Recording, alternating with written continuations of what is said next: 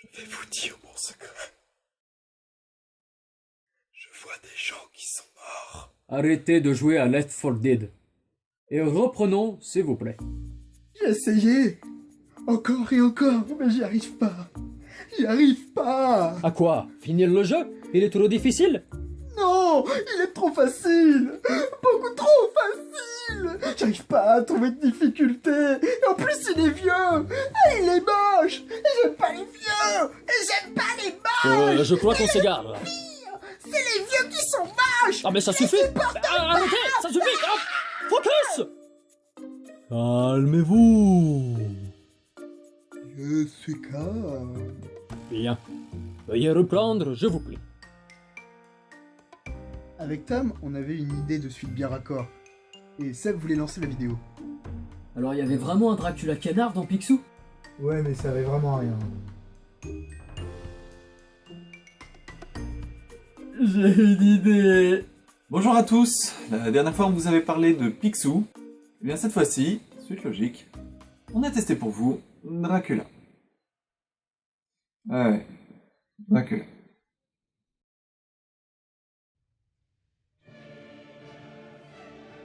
Dracula, créé par Bram Stoker en 1897, est probablement le plus célèbre des vampires, bien que n'étant pas le premier. Même si le roman est sorti après Le Vampire de John William Polidori, ou Carmilla de Sheridan Le Fanu, c'est lui qui a largement démocratisé le genre dans la littérature, puis au cinéma, enchaînant les suites et les reprises des meilleurs aux plus loufoques. Celui qui sera retenu par l'imaginaire collectif vient d'une certaine adaptation cinématographique, mais il a des différences notables avec le roman. On voit donc l'histoire de plusieurs personnages qui croiseront la route d'un prince roumain qui se révélera maléfique et franchement néfaste pour eux. Ils décideront de le traquer, craignant avec raison pour leurs proches, puis l'humanité dans son ensemble.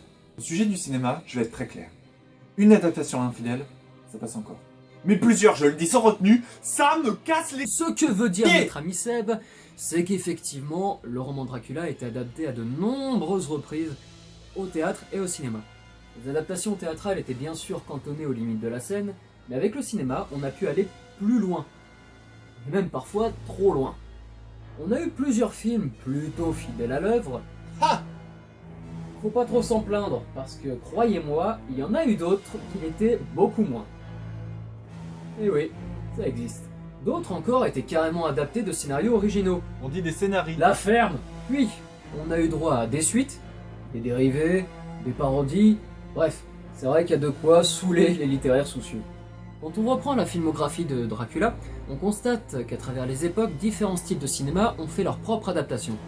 Il y a d'abord eu Nosferatu pour le cinéma muet, le célèbre film de 1922 réalisé par Murnau avec Max Schreck, première adaptation du bouquin, mais néanmoins non officielle parce qu'à cette époque-là, il n'avait pas les droits d'auteur. C'est pour ça qu'entre autres dans le film, le vampire n'est pas nommé Comte Dracula mais Comte Orlok. Ensuite est arrivé le cinéma parlant, et en 1931, Todd Browning a réalisé le film Dracula avec Bela Lugosi, première adaptation ayant l'appellation Dracula. Plus tard, à la fin des années 50 et jusqu'au milieu des années 70, la Hammer Film va produire une série de 10 films Dracula pour le cinéma d'horreur de l'époque. 8 d'entre eux seront avec l'acteur Christopher Lee, qui du coup deviendra mondialement célèbre. Puis, toujours dans les années 70, une autre adaptation, mais pour la Blaxploitation cette fois, à savoir... Blackula. Blackula. Blackula.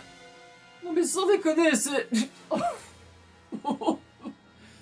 Oh, j'ai rien contre la Blaxploitation, c'était un courant culturel ciné des années 70 qui a mis en avant la culture afro-américaine, mais enfin, voilà, je veux dire, ça a donné des films comme Shaft, c'est le plus célèbre. C'était souvent très kitsch, en général la qualité était moyenne, par contre les BO étaient souvent très bonnes. Mais là c'est trop. Même en faisant l'effort d'imagination, mais quand je vois ça, j'imagine ça. Mec, je te suce le sang s'il te plaît. C'est pas bien ce genre de blague. Oh, c'est bon, mais regarde le titre, quoi! Blackula, mais comment tu veux que je prenne ça au sérieux? Et attends, parce que le pire, c'est qu'ils ont même fait une suite! Scream, Blackula, Scream! En plus, le personnage de Dracula, le vrai, il est présent lui aussi. C'est lui qui le baptise comme ça au début du premier film. C'est pas possible pour trouver un truc pareil, il a dû mordre un hippie ou boire de la javel, nom de Dieu! Et pour finir, je précise au cas où, ces deux films ne sont absolument pas des parodies. Make it Bloody Mary. D'ailleurs, puisqu'on parle de parodies, de Dracula, il y en a eu plusieurs. On a eu entre autres Dracula père et fils, les Charlots contre Dracula, mais bon, la meilleure de toutes pour moi, ça reste encore Dracula mort et heureux de l'être. Dirigez-vous vers la terrasse de l'autre côté. Faites attention aux pauvres. Film sorti en 95, réalisé par Mel Brooks qui interprète Van Helsing, avec le regretté Leslie Nielsen dans le rôle titre. Il livre d'ailleurs une jolie prestation car il réussit à la fois à être charismatique et gaffeur.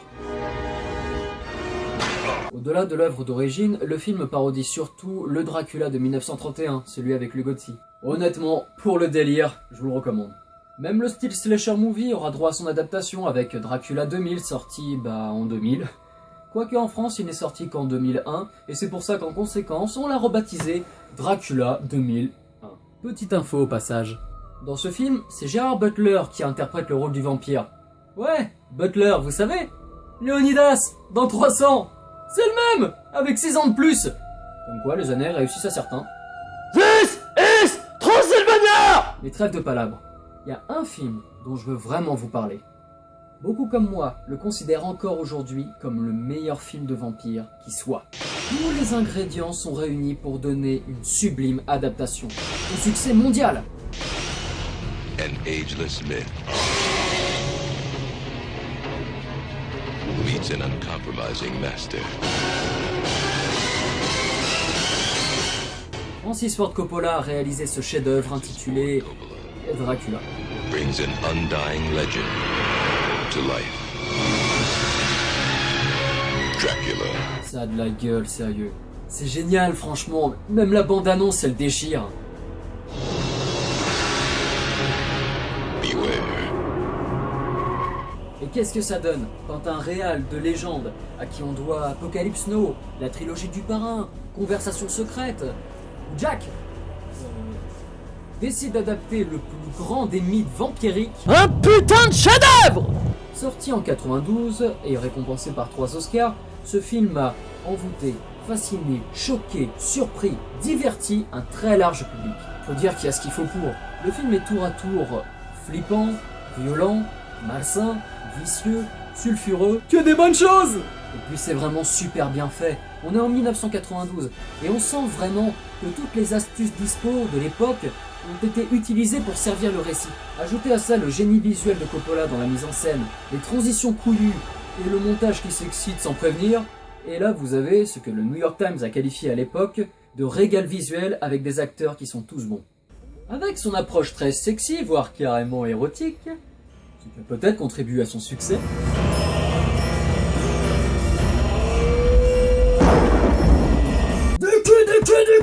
je vais me faire un paquet de pognon! Le film pimente, mais ne dénature pas l'œuvre d'origine. Et puis bon, au-delà d'être la meilleure adaptation, c'est aussi clairement la plus fidèle. Je demande à voir. Eh ben viens! Et comme ça on va présenter à deux. Ouais, ça marche. Ils allaient poursuivre leur rubrique ensemble, ce qui était très dangereux, car jamais tenté. Ils allaient former un duel choc. On dit un duo de choc. Et lâchez le doudou de mon chien! Pour commencer, le livre adopte un style épistolaire, ce qui est une vraie gageure à reprendre au cinéma. Ça c'est bien vrai. Ce qui ne sera donc pas fait. C'est dommage car ça impose une ambiance particulièrement angoissante, surtout au début. Dans le film, l'ambiance est retranscrite de façon un peu plus linéaire. Du coup, tous les personnages principaux apparaissent au fur et à mesure. C'est alors que Seb dit... Les personnages du roman sont très représentatifs de l'idéologie bourgeoise de l'époque. Froid, honnête, conscient des limites de la bienséance. Tom répliqua alors... Coppola de son côté a réuni un casting de premier choix pour incarner tous ces personnages. On a par exemple Gary Oldman, Anthony Hopkins, Keanu Reeves... Winona Ryder, Sadie Frost, Kerry Elwes, Tom Waits, Bill Campbell, enfin bref. Tous ces personnages d'ailleurs sont très bien mis en valeur par des costumes sublimes qui ont été récompensés par un Oscar. Et Seb reprit... Ta gueule! Ensuite, le livre ne détaille pas l'origine de la malédiction. À travers le récit de Renfield, on peut supposer une découverte progressive de l'immortalité à travers le transfert de fluides vitaux, mais sans plus. Alors que dans le film...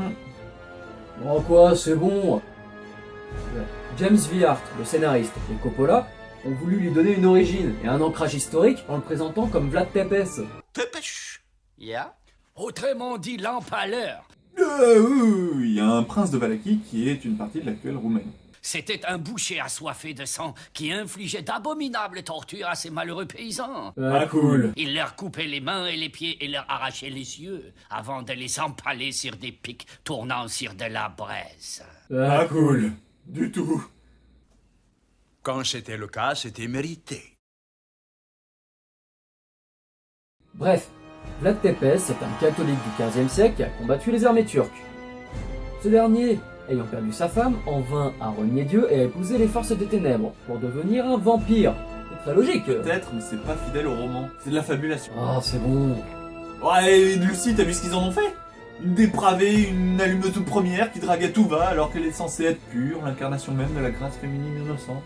Est-ce qu'un homme et une femme peuvent réellement faire ça? Je l'ai fait. Mais la dépravation féminine dans ce film est-elle vraiment un problème?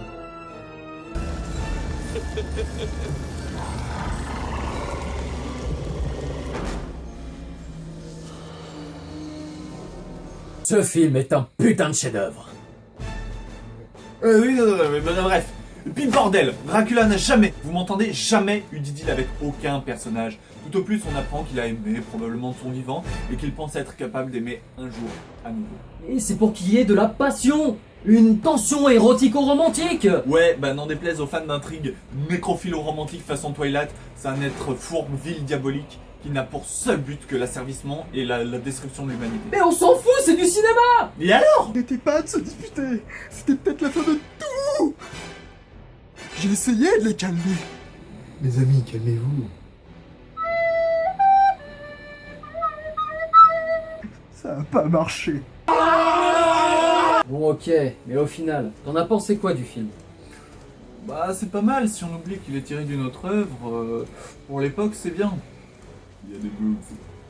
Moi je dirais juste qu'il a tout compris le père Coppola. C'est ça, c'est exactement ça, la quintessence même du film de vampire. Thirst ou Entretien avec un vampire qui sont sortis plus tard. Ce sont des histoires sombres et prenantes de sexe et de sang, le tout dans une ambiance gothique, glaciale et flippante rappelant la mort, parce que les vampires sont des créatures mortes vivantes. Alors dans ces films, des gens couchent avec des cadavres. Pas de méprise. C'est pas parce que je viens de dire ce que je viens de dire que j'ai pas apprécié d'autres films de vampires. Mais voilà, le véritable esprit du film de vampire se trouve dans des œuvres comme ce Dracula ou Les Prédateurs de Tony Scott. Et même Too Late.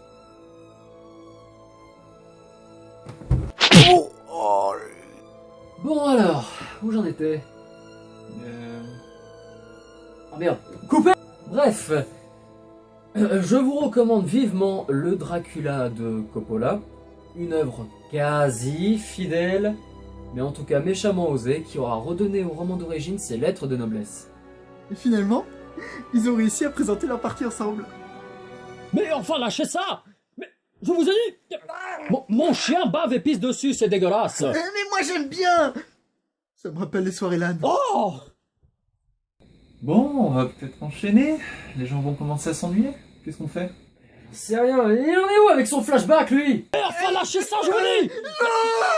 Mais non! Mais c'est pas vrai, hein!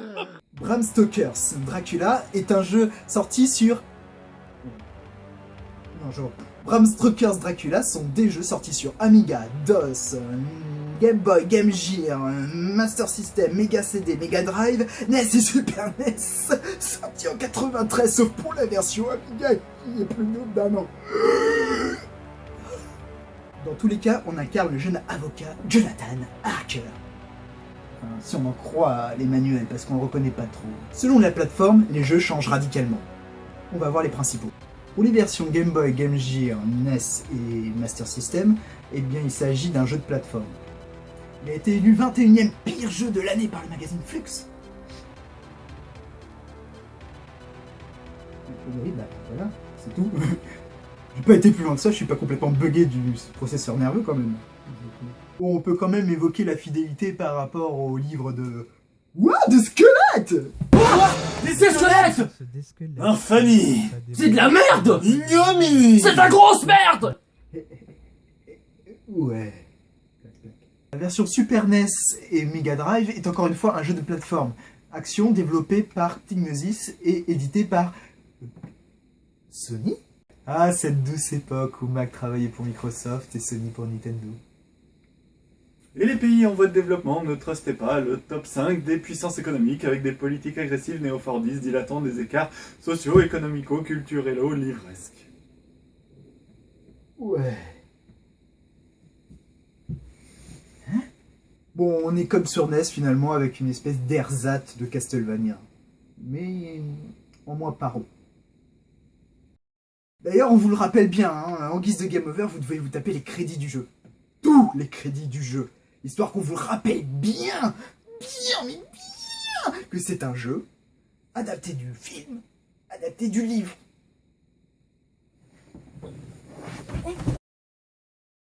C'est assez désespérant de voir un jeu qui, pour motiver les joueurs à le continuer et à l'acheter, a comme seul argument le fait qu'il soit une adaptation. Mais c'est de la merde! Peut-être, mais c'est officiel. Concernant la version PC, il s'agit d'un FPS action-exploration. Petite cool story, j'avais ce jeu sur disquette à l'époque de sa sortie, et j'étais sorti de l'usine maternelle depuis une poignée d'années, et ce jeu me faisait réellement flipper. Oui, je flippais dans ce tas de pixels dégueulasse. Et qu'on me dise pas que les jeux vidéo ça brille de l'imagination, parce qu'il faut en être full pour réussir à flipper de ça. Alors le but du jeu c'est d'explorer les niveaux, et il faut trouver des fontaines de sang ou de terre, je sais pas ce que c'est, pour y larguer des hosties, sinon des zombies, des squelettes et des autres skins de Pro-Ana spawnent sans cesse. Et pour y accéder, il faut ouvrir des portes. Alors il y a la clé émeraude, qui ouvre la porte émeraude. Il y a la clé diamant, qui ouvre la porte diamant. Il y a la clé or, qui ouvre la porte or. Et il y a la clé argent, qui ouvre la porte argent. Et c'est chiant, rien qu'à raconter. Alors maintenant, imaginez faire ces choses à ce rythme!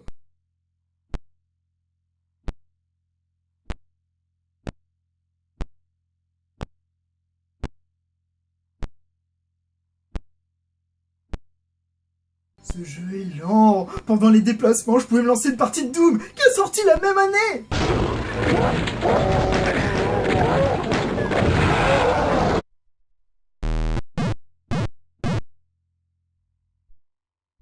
Et il demande des réflexes de paresseux sous morphine fan de Secret Story jouant au FPS avec manette. La seule façon de mourir, c'est de vieillesse. Au début, je voulais parler que de lui. J'ai joué 10 minutes et j'avais l'impression d'avoir erré 40 ans dans le désert. Bon, je vais pas vous faire la vanne qu'on fait sur tous les vieux jeux qui rament. Il a inventé le bullet time avant Max Payne. Vous savez, le bullet time, c'est ce ralenti au point de pouvoir suivre les balles. C'est ce qu'on voit dans Matrix. Quoique... on peut vérifier un truc. Si on en croit le discours de l'architecte, il y avait 5 versions de la Matrix avant celle de 2000. Mais se passer à des époques et à des réalités différentes. Il y a peut-être un link. Voyons, Dracula. Médicament. Non, rien à voir. Dracula, Harker, Keanu Reeves, Neo,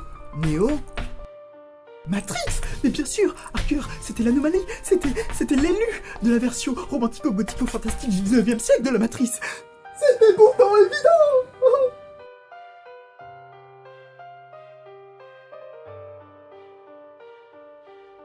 Bonjour, monsieur Harker. Veuillez déposer vos objets métalliques.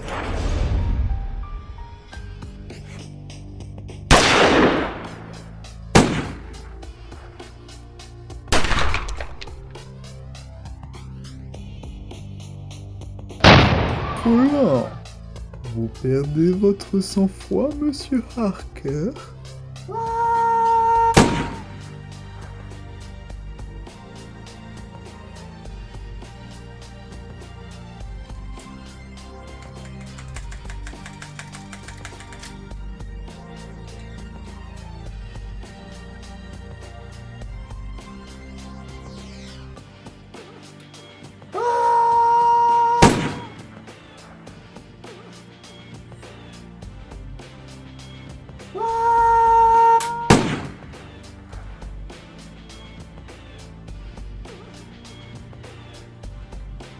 ça colle bien. Bon, bref, donc, l'objectif de cette émission, c'est pas de parler de produits culturels pourris, c'est au contraire de donner envie d'élargir son horizon vidéoludique à d'autres supports bon, je vais pas faire mon Seb. Hey! Mais l'idée, c'est que faut pas toucher à ça. Jouer au Castlevania, c'est une série qui, de 86 à aujourd'hui, a fait des jeux pas trop mauvais. Et franchement, même si Castlevania, c'est pas une série adaptée directement de l'œuvre de Bram Stoker et du film de Coppola, et ben ça reste un bien meilleur hommage à ces deux œuvres. Dans tous les cas, vous pouvez zioter les épisodes du fond de l'affaire si vous vous intéressez à cette grande saga qu'est Castlevania. Alors, qu'est-ce que vous me conseillez, docteur? Alors, pour commencer, essayez de devenir intelligent. Ensuite, arrêtez d'être con. Et pour finir, je vous conseille de lâcher ce jeu de merde et de tester quelque chose de plus classique et sympa du style Castlevania. Oh merde, voilà les deux autres connards qui arrivent. Vite! Ça va, Vince? Bah oui, pourquoi? Bah, je sais pas, on t'entendait parler tout seul. Ouais, je suis avec mon psy. Quel psy? Bah lui? Bah... Il était juste là, avec le doudou de son chien. T'es bien sûr? T'as pas rêvé? Non, je ne rêve que de moutons électriques. Il ressemblait à quoi ton mec?